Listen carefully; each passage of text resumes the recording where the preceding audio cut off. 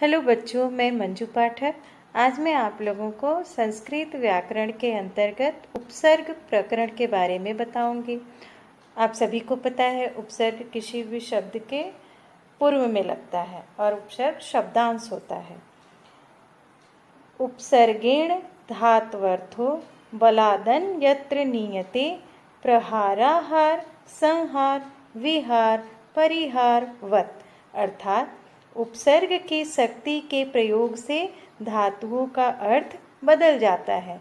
संस्कृत में उपसर्ग का प्रयोग शब्दों के पूर्व भी किया जाता है और धातुओं के पूर्व भी किया जाता है।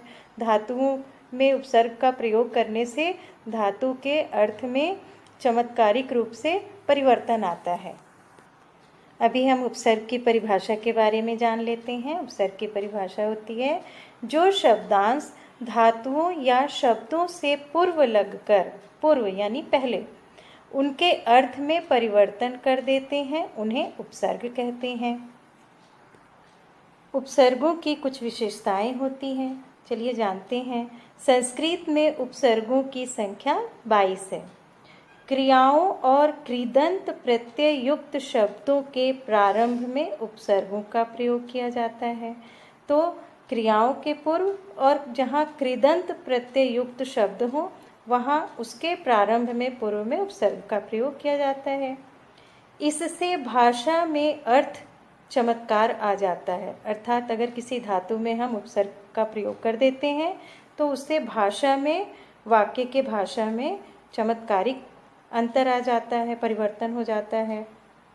एक ही शब्द में विभिन्न उपसर्गों का प्रयोग करके अनेक अर्थ प्राप्त किए जाते हैं। जैसे एक ही शब्द या धातु हो तो उसमें हम अलग अलग उपसर्गों का प्रयोग कर सकते हैं और उनके अलग अलग अर्थ प्राप्त कर सकते हैं। आगे हम उन्हें उदाहरणों के द्वारा समझेंगे। अगली विशेषता है, कभी कभी एक ही क्रिया या शब्द के साथ एक साथ 2 या 3 उपसर्ग का प्रयोग भी होता है। अगली विशेषता है, अर्थ नहीं बदलने पर भी चमत्कार आ जाता है। अर्थ में चमत्कार आ जाता है, अगर अर्थ ना भी बदले तो भी वाक्य में चमत्कार आ जाता है।